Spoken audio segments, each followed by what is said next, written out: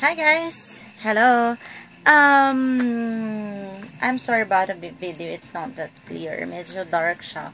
Kasi, paggabi na siguro, yun yata talaga yung, ng camera. Pag hindi, walang araw, medyo madilim siya.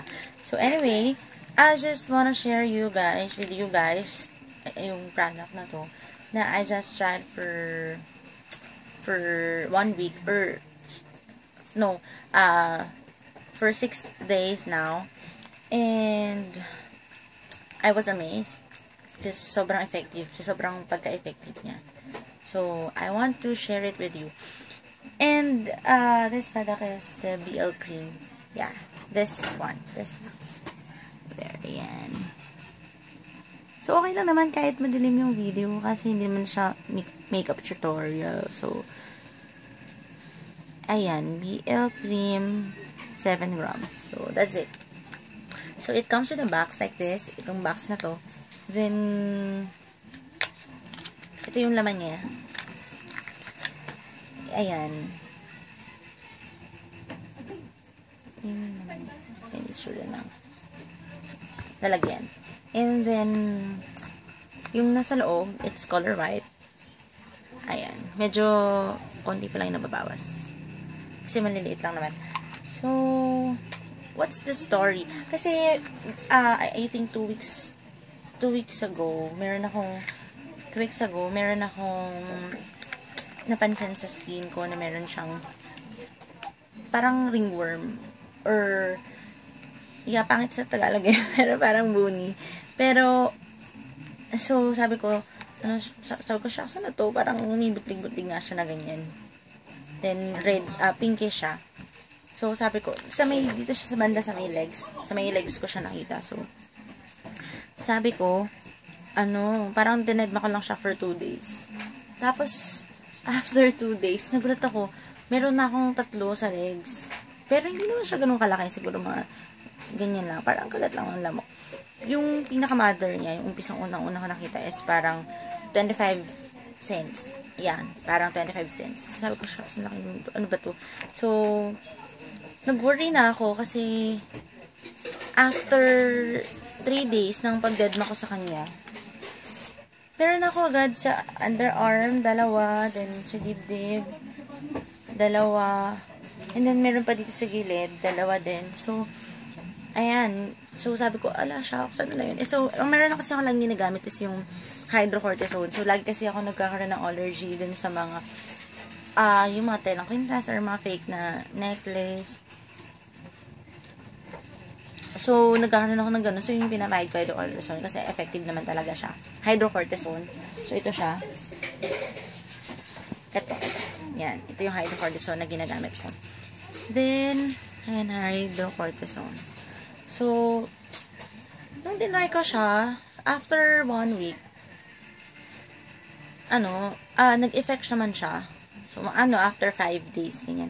Nag-effect naman siya, kaya lang nag-darken yung skin, yung part na mayroong parang pantal. Kasi diba may mother, yung mother, nag-dark din siya. Naging dark na, parang dark brown siya. Closer to black. Pero not so black, parang just dark. Alam mo, may something kasi hindi siya ka-color na skin mo.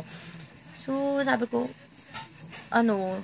effective naman, natatanggal, pero nagkakapeklat. So, ang ginawa ko,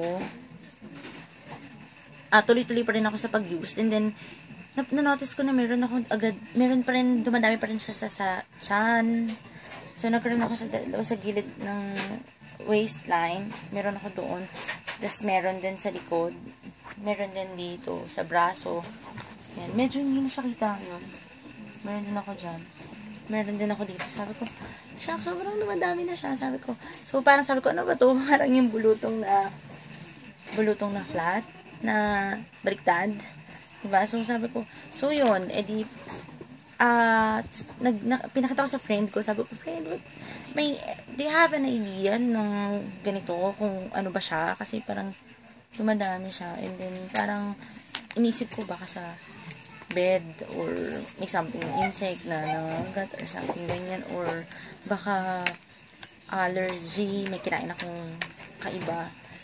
Pero wala naman kasi allergies sa mga seafoods, and then wala rin akong allergies sa mga, kahit, wala akong allergies. Talagang sa mga necklace lang na fake yung allergies ko, tsaka sa earrings na fake. So, sabi niya, try ko daw to kasi itong gel cream, ito yung ginagamit ng husband niya sa parang psoriasis. Pero parang hindi psoriasis kasi parang hindi niya rin na-explain kung ano yun.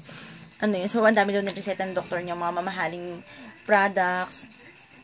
Tapos, ito lang, may kapartner daw itong sabon, since mas malala yung parang dun sa husband niya. May partner siyang sabon, then twice a day niya lang din to pinapahid. So, sabi ko, sige, binigay niya sa akin the other week. So, last week lang yun. Binigay niya sa akin tong product na to. So, yeah, I give it a try. Nakalagay kasi dito sa direction for use niya is apply directly to affected area 1 to 2 times, not more than 4 weeks. Continuous use face, armpit, groin, and genital skin thin, and so is continuous use not more than 2 weeks. So, not more than 2 weeks. So, I'm just using it for 1 week now.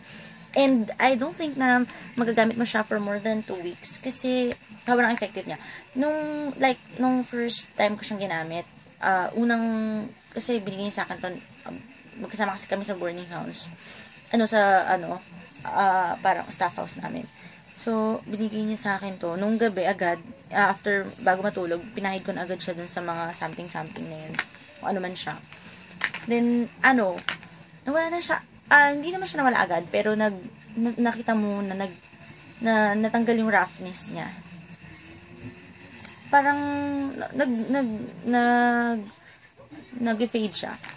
So, sabi ko, i-try ko rin, tuloy ko lang. So, after 2 days, after 3 days na ginagamit ko siyang regular na 2 times a day, nakaka-amaze kasi wala na siya ngayon. Actually, dati parang dami ko pang pinapahid. Pero, ngayon, halos hindi mo na siya makita kung saan mo siya ipapahid. Hindi siya katulad ng hydrocortisone. Pero hindi ko naman sinisiraan yung hydrocortisone. Siguro lang meron talaga siyang gamit for allergies lang talaga.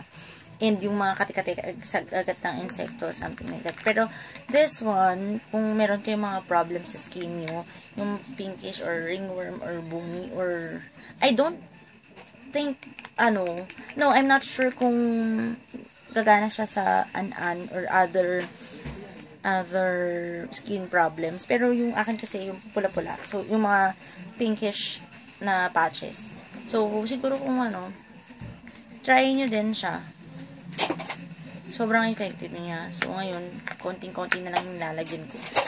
And then, yung mga nag-brown na part na iniwan ito, nagla-lighten din siya. So, that's it. If you guys have questions, kung sabi ng friend ko, nabibili daw to sa may Mercury drugstore. I think, sabi niya 20 pesos lang daw or more than that. Pero, hindi ganun kamahal. Parang hindi na lalagpas ng 50 pesos. So, hindi ko siya binili. Binigay niya lang siya sa akin for free. So, yun. Try this, guys. Ayan siya. That's it. So, pasensya na kayo sa first video vlog ko. It's not edited and wala siya medyo talagang story lang. Tungkol dun sa cream. And dun sa mga patches na pink. Pero, hindi siya edited. So, yun. Thank you, guys. Na lang kayo. Mag-comment for questions, kung mayroong mga questions, ganyan.